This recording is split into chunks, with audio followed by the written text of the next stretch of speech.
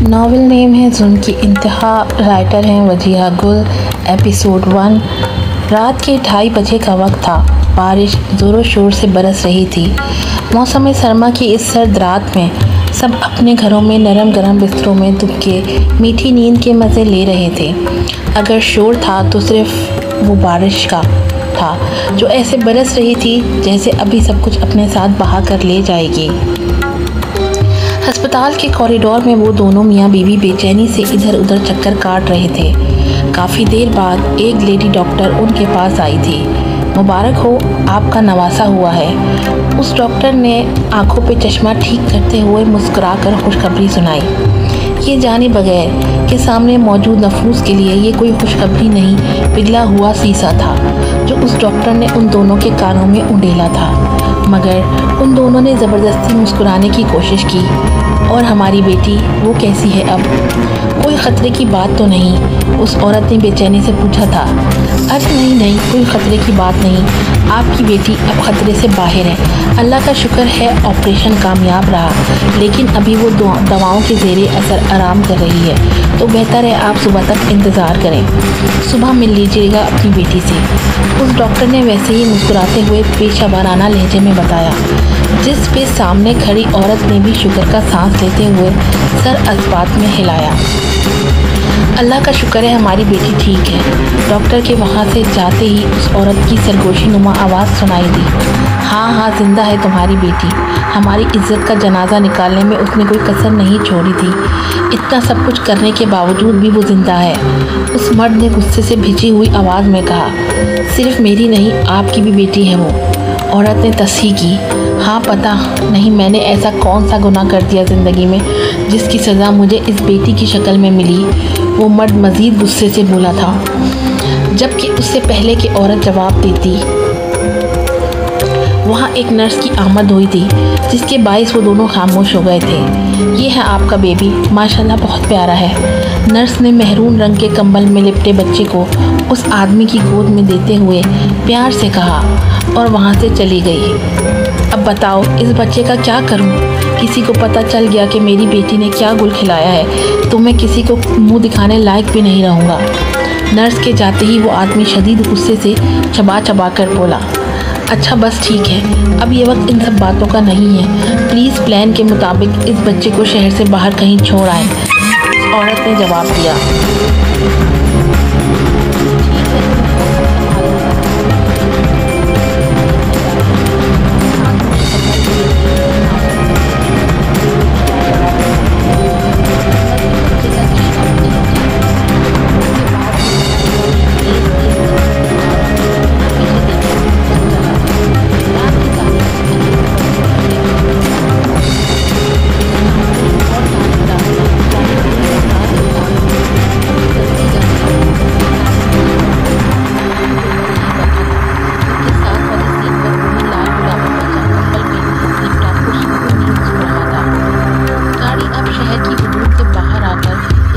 सुनसान इलाके में एकदम रुक गई थी। उस सफ़ेद गाड़ी का दरवाज़ा एक पल को खुलकर बंद हुआ था। गाड़ी के अंदर से वही आदमी कम्बल में लिपटे बच्चे को गोद में लिए तेज़ी से बाहर आया था। ये जगह ठीक है, इस बच्चे को यहीं छोड़ जाता हूँ, कोई देख भी नहीं सकेगा। उस आदमी ने खुद कलामी की और इधर उधर देखते हुए जगह तलाश करने लगा जहाँ उस बच्चे को फेंक सके कि इतने में करीब वाक़ई मस्जिद से फजर की अजान की आवाज़ बुलंद हुई। अल्लाह सबसे बड़ा है, अल्लाह सबसे बड़ा है। अब सब लोग मस्जिद में नमाज के लिए आएंगे। अगर किसी ने मुझे बच्चे को यहाँ छोड़ते देख लिया तो मसला बन जाएगा। मैं गवाही देता हूँ कि अल्लाह के सिवा कोई माबूद नहीं। हर तरफ पहले सकूत में सिर्फ मुअज्जिन की आवाज़ सुनाई दे रही थी। एक काम करता हूँ, किसी के भी आने से पहले ही इसको यहाँ छोड़कर चला जाता हूँ। उस आदमी ने खुद से कहते हुए कदम आगे बढ़ा दिए। मैं गवाही देता हूँ कि मोहम्मद सल्लल्लाहु अलैहि वसल्लम अल्लाह के रसूल हैं। मैं गवाही देता हूँ कि मोहम्मद सल्लल्लाहु अलैहि वसल्लम अल्लाह के रसूल हैं। अभी वो चंद कदम ही आगे बढ़ा था कि उसकी नज़र कुछ फासले पे मौजूद कचरे पे पड़ी। आओ नमाज की तरफ आओ, आओ नमाज की तरफ आओ, आओ कामयाबी की तरफ, आओ कामयाबी की तरफ। मुअज्जिन की सदा बराबर आ रही थी। नमाज दीन से बेहतर है। नमाज नींद से बेहतर है। उसने कदम कचरे की तरफ बढ़ा दिए। उससे पहले कि कोई आ जाए, मैं इसको यहीं छोड़ जाता हूँ। आदमी ने कचरे की तरफ देखते हुए खुद कलामी की। जहाँ जगह जगह कचरे के ढेर मौजूद थे और उसमें से निकलने वाली बदबू नाकाबिले बर्दाश्त थी। अल्लाह सबसे बड़ा है, अल्लाह सबसे बड़ा है। अल्लाह के सिवा कोई इबादत के लायक नहीं। आज़ान की आवाज़ आना बंद हो चुकी थी। एक बार फिर बरसों हरसों मौत का सन्नाटा फैल चुका था।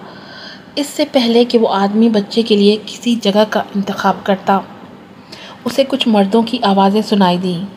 लगता है ये इसी गांव के लोग हैं, नमाज़ पढ़ने मस्जिद की तरफ आ रहे हैं, उस आदमी ने सोचा और फ़ौरन कंबल में लिपटे बच्चे को कचरे के ढेर पे रखता भागता हुआ आया और गाड़ी में बैठकर पूरी रफ्तार से गाड़ी वहाँ से भगाता चला गया।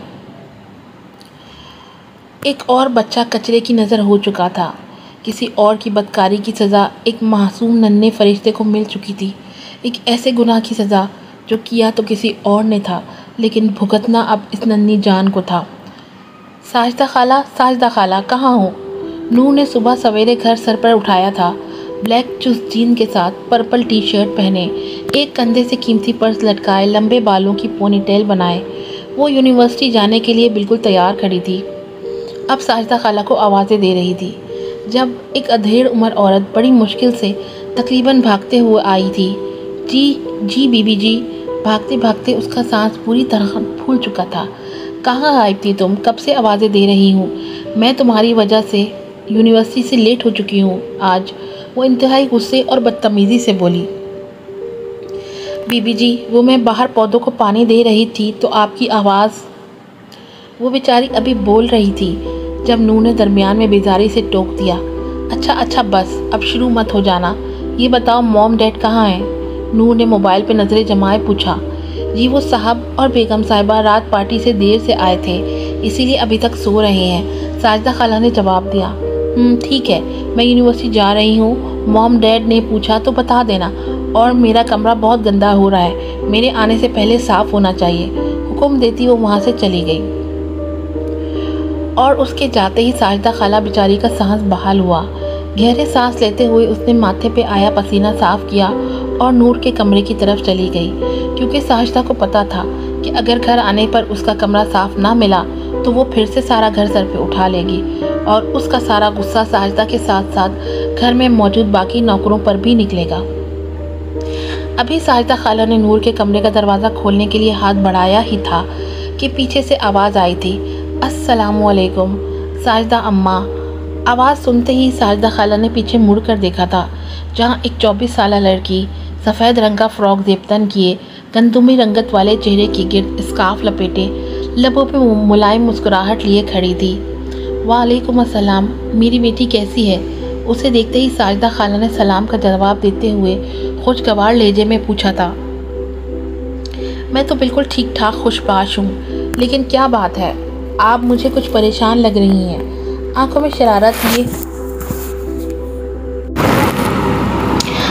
शरारत लिए दुआ ने मुस्कुराते हुए पूछा, क्योंकि उसे पता था कि फिर सुबह ही सुबह नूर ने कुछ किया होगा।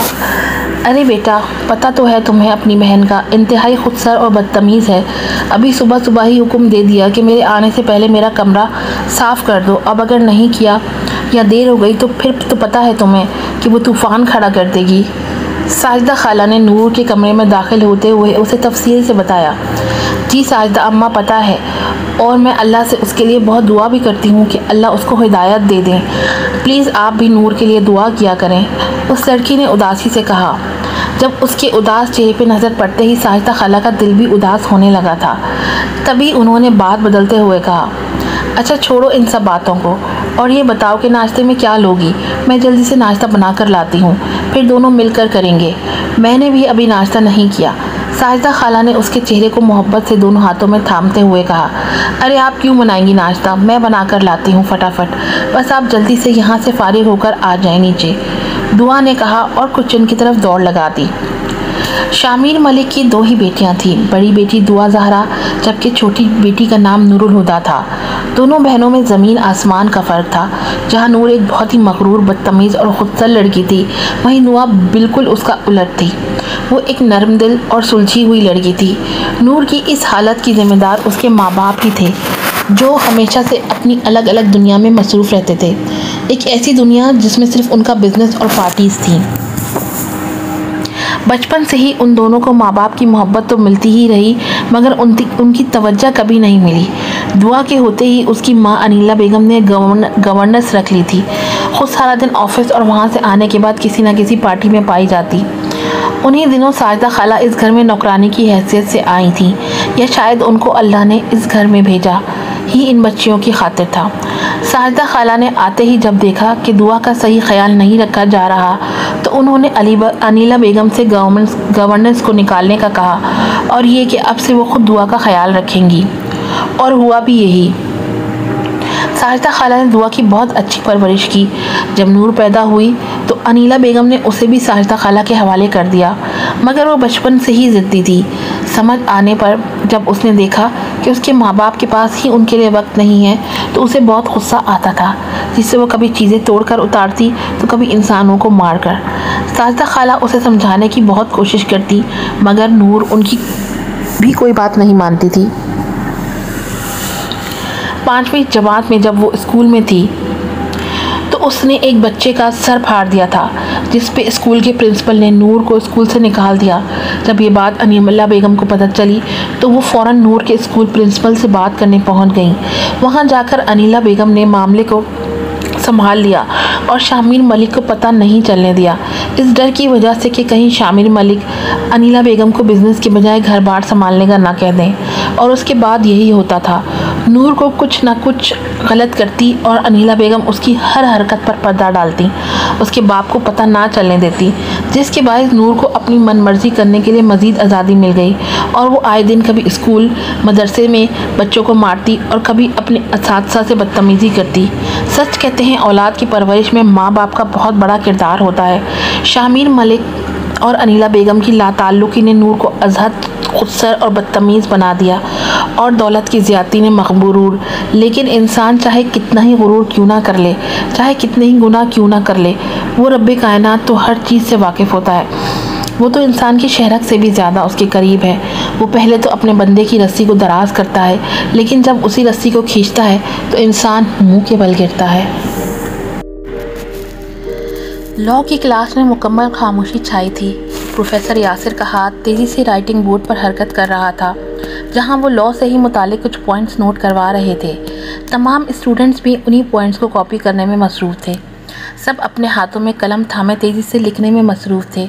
समझाते समझाते सर यासिर जैसे ही पीछे मुड़े, उनकी नज़र सीधी नूर पे गई, जो मोबाइल हाथ में थामे अपनी 2 दिन पहले होने वाली पार्टी में ली गई तस्वीरें देखने में मसरूफ़ थी। सर यासिर के चेहरे पे एकदम ही नागवारी दर आई। स्टैंड अप नूर, खड़ी हो जाओ। खामोशी में सर यासिर की गुस्सीली आवाज़ गूंजी, जिसे सुनते ही नूर मोबाइल कुर्सी के हत्थे पे रखती खड़ी हो गई। तमाम स्टूडेंट्स दिलचस्पी से कभी सर यासिर की तरफ देखते तो कभी नूर की तरफ, क्योंकि उन सब के लिए ये मंजर नया नहीं था। नूर शुरू से ही क्लासेस में ऐसी हरकतें करती जिनकी वजह से ये टीचर्स को गुस्सा आ जाता। अब बताओ मुझे क्या समझाया है मैंने आज की क्लास में? उसके खड़े होते ही सर यासिर ने उस लहजे में पूछा। जब आपको पता है कि मैंने लेक्चर नहीं सुना तो फिर पूछ क्यों रहे हैं? नूर ने कमाल बेनियाजी से जवाब दिया, जिसकी वजह से सर यासिर का गुस्सा मज़ीद बढ़ गया। जब तुम्हें पढ़ना ही नहीं है तो फिर क्लास में आती ही क्यों हो? गुस्से से सुर्ख चेहरे के साथ उन्होंने पूछा, जबकि नूर अब सुलगती नज़रों से अपनी सहेली माहम की तरफ देख रही थी, जो ज़बरदस्ती उसे आज क्लास में लाई थी। अब उसकी तरफ क्या देख रही हो? गेट आउट, निकल जाओ मेरी क्लास से, सर यासिर ने उसी लहजे में कहते हुए दरवाजे की तरफ इशारा किया, जबकि नूर उसी तरह बेनियाजी से पर्स कंधे पे डालती, मोबाइल कुर्सी से उठाती बाहर की तरफ चलती, और क्लास से बाहर आते ही दरवाजे को पूरी कुव्वत के साथ धक्का मारकर बंद कर दिया। क्लास में छाई मुकम्मल खामोशी में ठा की आवाज़ गूंजी थी। सर यासिर ने शदीद तासुफ के साथ दरवाजे की सिम देखते हुए सर नफ़ी में हिलाया था। कुछ नहीं हो सकता इस लड़की का, उन्होंने सोचा, और एक बार फिर से लेक्चर वहीं से शुरू किया जहां से छोड़ा था। अम्मा और लेना, अभी आपने खाया ही क्या है? दुआ ने साजिदा खाला को कहा, जो नाश्ता करने के बाद अब अपने हाथ साफ कर रही थी। गुड़िया मेरी फ़िक्र ना करो, मैंने अच्छी तरह से पेट भर कर खा लिया है, तुम खाओ आराम से, साजिदा खाला ने मोहब्बत भरे लहजे में कहा। अच्छा अम्मा प्लीज़ आज शाम को तैयार रहिएगा, शॉपिंग करने जाना है मुझे, कुछ ज़रूरी चीज़ें चाहिए और आपको पता है मैं आपके बगैर नहीं जाऊंगी। दुआ ने मुस्कुराते हुए कहा, ठीक है गुड़िया, जब तैयार हो जाओ तो मुझे बता देना, फिर दोनों चले जाएंगे। अम्मा ने जवाब दिया ही था कि इतने में हील की टिक टिक की आवाज़ सुनाई दी। दोनों ने डाइनिंग रूम के दाखिली दरवाजे की तरफ देखा जहाँ से अनिला बेगम दाखिल हो रही थी। ब्लू कलर की साड़ी जेबतन किए भूरे बालों को कर्ल कर रखा था। यकीनन वो काफ़ी उम्र की थी लेकिन बहुत खूबसूरत और स्मार्ट थी। मोबाइल कान से लगाए वो डाइनिंग रूम में दाखिल हुई और अंदर आते ही तेज़ नज़रों से साजिदा खाला की तरफ देखा था, जो उनको देखते ही फ़ौरन मुअद्दब सी एक साइड पे खड़ी हो गई थी। सरबराही कुर्सी पर बैठते ही उन्होंने अलविदाई कलमात अदा करते हुए मोबाइल को मेज़ पर रखा और फिर बाअदब खड़ी साजिदा खाला को मुखातिब किया, मेरा नाश्ता फ़ौरन तैयार करके लाओ, मुझे ज़रूरी काम से जाना है, देर मत करना। अनीला बेगम ने साजिदा खाला को हुक्म दिया और वो जी कहते वहाँ से किचन की तरफ चल दी। कितनी दफ़ा समझाया है मैंने कि इन 2 टके के नौकरों को ज़्यादा सर मत चढ़ाया करो और तुम यहाँ इनको अपने साथ मेज़ पर बिठाकर नाश्ता करवा रही हो, कौन सी ज़बान समझती हो तुम। साजिदा खाला के जाते ही अनीला बेगम ने काटदार लहजे में दुआ को कहा, जो नापसंदीदा निगाहों से उनके लिबास को देख रही थी, प्लीज़ मामा, मैं भी कई दफ़ा आपको पहले बता चुकी हूँ और अब फिर बता रही हूँ, साजिदा अम्मा के लिए ऐसे अल्फाज इस्तेमाल मत किया करें। दुआ ने इल्तिजाइया लहजे में कहा, अच्छा तुम्हारी माँ मैं हूँ क्या वो साजिदा जो तुम उसके ख़िलाफ़ एक लफ्ज़ बर्दाश्त नहीं कर सकती। अनीला बेगम ने एक बार फिर गुस्से से पूछा, जिस पर दुआ के होठों पर जहरीली मुस्कुराहट फैली। माँ, और आप सच पूछें तो आपने सिर्फ हमें जन्म दिया है, हमें पैदा करके नौकरों के हवाले कर दिया। जब आप रात देर देर तक अपनी पार्टीज़ में मसरूफ़ रहती थी तब साजिदा खाला ने ही हमें संभाला है, हमें पाला पोसा, हमारी परवरिश की, और मैं उनके बारे में कुछ गलत बर्दाश्त नहीं कर सकती। इसलिए प्लीज़ साजिदा अम्मा के लिए ऐसे अल्फाज मत इस्तेमाल किया करें। अब की बार दुआ गुस्से से तेज़ लहजे में बोली थी, हमने अभी तक नाश्ता नहीं किया। अनीला बेगम दुआ को जवाब देती उससे पहले ही शामिर मलिक की रूपदार आवाज़ डाइनिंग रूम में गूंजी, अस्सलामुअलैकुम बाबा। उनको देखते ही दुआ ने झट से सलाम किया, जिसका जवाब देते हुए उन्होंने दुआ के सर पर हाथ फेरा। ग्रे कलर का 3 पीस सूट जेबतन किए, गले में महरून टाई बांधे वो एक वजीहा, नखुश और शानदार शख्स की हामिल इंसान था, जिसकी रूपदार आवाज़ उसकी शख्सियत को मज़ीद पुरकशिश बनाती। अब इतना वक्त नहीं है कि तुम नाश्ता करो, बैठकर चलो, अब बाहर ही कुछ खा लेंगे, शामिर मलिक ने कहा और गाड़ी की चाबियां कोट की जेब से बरामद करता बाहर पोर्च की तरफ चल दिया। अनीला बेगम भी पर्स उठाती तेज़ी से उनके पीछे चल पड़ी। अभी वो ड्राइंग रूम के दाखिली दरवाजे तक पहुंची ही थी कि साजिदा खाला हाथों में गर्मा गर्म नाश्ते की ट्रे थामे चली आ रही थी और अनीला बेगम को देखते फ़ौरन रुक गईं। बीबी जी, ये नाश्ता तैयार है आपका, साजिदा खाला ने उनको बाहर जाते हुए देख कर कहा। जानबूझकर तुमने नाश्ता बनाने में देर कर दी, मैं क्या सारा दिन यहाँ बैठकर तुम्हारे नाश्ते का इंतज़ार करती रहूँ। अगर तुमने अपनी हरकतें दुरुस्त नहीं की तो बहुत जल्द तुम्हें नौकरी से फारिग कर दूँगी, आई समझ। साजिदा को देखते वो गुस्से से चबा चबा कर बोली थी। पीछे खड़ी दुआ से भी माँ का रवैया बर्दाश्त नहीं हुआ था। कुछ कहने के लिए उसने मुंह खोला ही था कि साजिदा खाला ने उसे आंखों के इशारे से खामोश रहने को बोला, जिस पे वो सख्ती से लब भींच कर खामोश हो गई। इससे पहले कि अनीला बेगम मजीद कुछ बोलती, बाहर गाड़ी का हॉर्न बजा था, जिसे सुनते ही वो एक काटदार नज़र साजिदा खाला पे डालती बाहर की तरफ रवाना हो गई। नूर, तुम यहाँ बैठी हो और मैं तुम्हें पूरी यूनिवर्सिटी में ढूंढती फिर रही हूँ, माहम ने कैंटीन में दाखिल होते हुए नूर से कहा, जो वहीं कुर्सी पर बराजमान जूस पीने में मसरूफ़ थी। एक नज़र माहम पर डालकर उसने फिर से स्ट्रॉ को लबों से लगाया था। नूर, क्या हो गया है यार, तुम मुझसे क्यों नाराज़ हो, मैंने क्या किया है। माहम ने झंझला कर पूछा, तुमने क्या किया है। तुम मुझे लेकर गई थी क्लास में और सर को देखो कितनी इंसल्ट की उन्होंने मेरी। बोलते बोलते उसका चेहरा गुस्से से सुर्ख हो गया था। अच्छा यार, गुस्सा ना करो, गलती तुम्हारी भी तो थी, माहम समझाने वाले अंदाज में बोली थी, जिस पे नूर ने सुलगती हुई नज़रों से उसे देखा था। अच्छा बाबा, मेरी गलती थी, सॉरी, अब क्या खा जाओगी मुझे, माहम ने हंसते हुए उससे कहा था, जो अभी भी गुस्से से उसकी तरफ देख रही थी, जबकि नूर ने नाराज़गी से चेहरा दूसरी तरफ मोड़ लिया। अच्छा प्रॉमिस, अब तुम्हें कभी भी कोई क्लास अटेंड करने को नहीं बोलूँगी, अब तो माफ़ कर दो। माहम ने दोनों कानों को हाथ लगाते हुए मज़ाहिया अंदाज में कहा। हाँ हाँ चलो माफ़ किया, क्या याद करोगी। नूर ने भी मुस्कुराते हुए कहा था कि इतने में नूर के मोबाइल पे बीप हुई थी और उसने एक नज़र मोबाइल पे डालकर वापस जूस पीना शुरू कर दिया था। अभी कुछ सेकंड ही गुजरे होंगे कि मोबाइल पे फिर से किसी का मैसेज मौसूल हुआ था, जिसे नूर ने एक बार फिर इग्नोर कर दिया था और फिर उसी तरह मैसेजेस का ना ख़त्म होने वाला सिलसिला शुरू हुआ था, जिसे नूर नज़रअंदाज कर रही थी। नूर, यार ये कौन है जो पागलों की तरह मैसेज किए जा रहा है और तुम रिप्लाई भी नहीं दे रही। बार बार बीप की आवाज़ से तंग आकर माहम ने पूछा। यूसुफ है, नूर ने एक नज़र मोबाइल पे डालकर जवाब दिया, जहां मुसलसल मैसेजेस मौसूल हो रहे थे। यूसुफ है तो रिप्लाई क्यों ना करो ना, क्यों जवाब नहीं दे रही तुम। माहम ने हैरत से पूछा।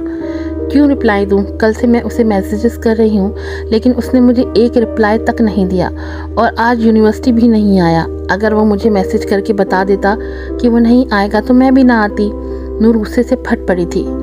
यार कहीं मसरूफ़ होगा तभी तुम्हें रिप्लाई नहीं दिया, वरना वो तो तुम्हारा इतना ख्याल रखता है। माहम ने उसे समझाया। मैं नूर शाहमीर मलिक की बेटी कोई गई गुजरी नहीं हूँ जो उसके पीछे पीछे फिरती रहूँ। जो भी हो, अब जब तक वो मुझसे माफ़ी नहीं मांगेगा मैं भी उससे बात नहीं करूँगी, नूर ने गुरूर से कहा। इससे पहले माहम कोई जवाब देती उसके अपने मोबाइल पे बीप हुई थी। मोबाइल उठाकर देखा तो वहाँ यूसुफ का ही मैसेज मौजूद था, जिसमें लिखा था, माहम प्लीज़ अगर तुम नूर के पास मौजूद हो तो उसे कहो मुझसे बात करे। नूर, यूसुफ का मैसेज है, वो तुमसे बात करना चाहता है यार, रिप्लाई दो उसे। माहम ने नूर से कहा, जो जूस ख़त्म करने के बाद आप खाली ग्लास टेबल पे रख रही थी। उसे कहो अभी और इसी वक्त यूनिवर्सिटी आकर मुझसे सॉरी करे, तभी बात करूँगी। नूर ने एक अदा से कहा, जैसे उसे मालूम हो कि यूसुफ ज़रूर आएगा। माहम को मैसेज करने की देर थी कि वाकई दूसरी तरफ से रिप्लाई आया। ओके, नूर से कहो कि वो वही यूनिवर्सिटी में वेट करे, मैं आ रहा हूँ अभी। वो आ रहा है, माहम ने मुस्कुराते हुए इत्तला दी, जिसे सुनते ही नूर के लबों पे फातिहाना मुस्कुराहट रेंगी। वैसे एक बात है नूर, यूसुफ सच में तुमसे बहुत प्यार करता है, तभी तो तुम्हारी हर बात मानता है, तुम्हारी हर ख्वाहिश पूरी करता है। माहम ने रश्क भरे लहजे में कहा। हाँ पता है मुझे, वो मुझसे बहुत प्यार करता है। नूर ने भी उसकी हाँ में हाँ मिलाई। तो फिर तुम दोनों शादी क्यों नहीं कर लेते, माहम ने संजीदा लहजे में पूछा। शादी? अभी मैंने शादी के बारे में नहीं सोचा, शादी तो बाद में भी हो सकती है, अभी तो हम पढ़ रहे हैं। नूर ने पुरसोच लहजे में जवाब दिया। नहीं, ये बात गलत है, तुम्हारी पढ़ाई शादी के बाद भी हो सकती है, लेकिन इन मर्दों का कोई भरोसा नहीं, किसी भी वक्त इनका सहन बदल सकता है। तुम यूसुफ से इतना प्यार करती हो तो तुम्हें चाहिए कि जल्द अज जल्द उससे शादी की बात करो। शादी के बाद तुम्हें ये भी पता होगा कि वो क्या करता है, किससे मिलता है। तुम्हें इतना परेशान नहीं होना पड़ेगा जितना तुम कल उसके बारे में सोच सोच के अपना खून जला चुकी हो। बात ख़त्म होते ही उसकी नेक्स्ट क्लास का टाइम हो गया। अच्छा तुम यहीं बैठकर अब उसका वेट करो, मैं क्लास में जा रही हूँ। नूर को गहरी सोच में छोड़ती माहम वहाँ से अपनी क्लास की जानिब चली गई। वो एक बुलंद आलीशान महल नुमा घर था, जिसके बाहर ब्लैक कलर के बोर्ड पे सफ़ेद अल्फाज में खान हाउस लिखा था। इस खूबसूरत महल जैसे घर के थर्ड फ्लोर पे वाक़ई खूबसूरत पर्पल और वाइट कलर के कॉम्बिनेशन वाले कमरे में इस वक्त सिगरेट का धुआं और शराब की गंदी बदबू फैली थी। अगर कमरे का अंदरूनी मंजर देखा जाए तो अंदर घुप अंधेरे में वो तीनों एक ही बेड पर आड़े तिरछे लेटे थे। बेडशीट और कुशन सब ज़मीन पर बिखरे पड़े थे। पूरे कमरे की हालत इस वक्त ख़राब थी। बेड के बिल्कुल सामने सोफे पर फहाश फिल्मों का ढेर लगा हुआ था, जिनमें एक दीवार पर लगी उस बड़ी LED पर चल रही थी। इन तीनों में से एक लड़का मोबाइल पर बात करने के बाद अब उठ खड़ा हुआ था और हाथ से बाकी दोनों को भी हिलाकर उठाया था। कासिम, रमीज़, उठो दोनों यार, अभी यूनिवर्सिटी जाना है, फ़ौरन उठकर रेडी हो जाओ, उस लड़के ने कहा और ख़ुद रिमोट की मदद से LED को बंद किया, जिस पे कोई फहाश फिल्म चल रही थी। सब फिल्मों को उठाने के बाद उसने कमरे में मौजूद अलमारी के किसी दराज में रखा था और फिर उन दोनों की तरफ आया था, जो अभी तक वैसे ही कंबल सर तक ताने सो रहे थे, बेखबरी की नींद। यार उठ जाओ, जल्दी करो, मज़ीद देर ना करो, मुझे पहले ही बहुत देर हो चुकी है, उसने झंझलाते हुए कहा और साइड टेबल पर पड़ा पानी से भरा जग उठाकर उन दोनों पर उंडेल दिया, जिसके बायस वो दोनों हाँफते हुए उठ बैठे थे। और कीनातोज़ नज़रों से पानी डालने वाली हस्ती को घूरने लगे। सोते हुए इंसान को कोई ऐसे उठाता है ज़लील इंसान। कासिम उस पर चीख पड़ा था। हाँ, अगर सोने वाला इंसान तुम दोनों की तरह ढीठ हो तो फिर ऐसे ही उठाया जाता है उनको। यूसुफ ने भी तपाने वाली मुस्कुराहट होठों पे सजा के जवाब दिया। यार, अब यूनिवर्सिटी क्यों जाना है? हमारा प्लान था ना आज सारा दिन आराम करने का। अभी कुछ देर पहले ही तो सोए थे हम। रमीज़ ने भी गुफ्तगू में हिस्सा डाला। नूर नाराज़ हो गई है मुझसे। कल से मैंने उसे बात नहीं की सारी रात, तो हम नशे में थे और फिल्में देखते हुए गुजारी है, और वो सारी रात कॉल्स करती रही है। अब उसकी शर्त है कि अभी के अभी यूनिवर्सिटी जाकर उससे माफ़ी मांगूंगा, तभी बात करेगी। इसलिए अब तुम दोनों भी जल्दी से उठकर तैयार हो जाओ और मेरे साथ चलो। यूसुफ ने उन दोनों को तफसील से आगाह किया और ख़ुद अलमारी से साफ़ कपड़े निकालता बाथरूम की तरफ चल दिया। जब वो शावर लेकर और ब्रश करके बाहर निकला तो वो दोनों भी उसी की अलमारी से कपड़े निकाले उसके बाहर निकलने का इंतज़ार कर रहे थे। यूसुफ के निकलते ही रमीज़ बाथरूम में घुस गया। वो तीनों ऐसे ही थे, एक दूसरे की चीज़ें इस्तेमाल करना हर काम में, चाहे वो सही हो या गलत, एक दूसरे का साथ देना, कभी लड़ाई झगड़े ना करना और एक दूसरे की हरकतों पे पर्दे डालना। रमीज़ और कासिम तैयार होने के बाद अब आईने के सामने खड़े बाल संवार रहे थे जब कासिम ने यूसुफ से पूछा, यार यूसुफ, मुझे एक बात की समझ नहीं आती कि तुम उस लड़की के इतने नखरे बर्दाश्त ही क्यों कर रहे हो? छोड़ो उसे, लड़कियां कम तो नहीं हैं, एक जाएगी तो दूसरी आ जाएगी। बिल्कुल दुरुस्त कहा ब्रो। रमीज़ ने भी उसकी हाँ में हाँ मिलाई। नहीं यार, ऐसे कैसे छोड़ दूँ? लड़कियां बहुत आ जाएंगी, लेकिन इतनी हसीन लड़की का फ़ायदा उठाए बगैर उसे छोड़ देना, ये तो हुस्न की तौहीन हुई ना। और कम से कम मैं ऐसी तौहीन हरगिज़ नहीं कर सकता। यूसुफ ने खबासत से आंख मारते हुए जवाब दिया और फिर पैंट की जेब से 3 च्युइंगम निकालकर एक अपने मुंह में डाली और 2 उनकी तरफ उछाल दी, जो उसकी कही बात को समझने की कोशिश कर रहे थे। क्या मतलब यार? मैं कुछ समझा नहीं। कासिम ने पूछा। मतलब ये कि परसों क्या तारीख है? यूसुफ ने उन दोनों की तरफ देखते हुए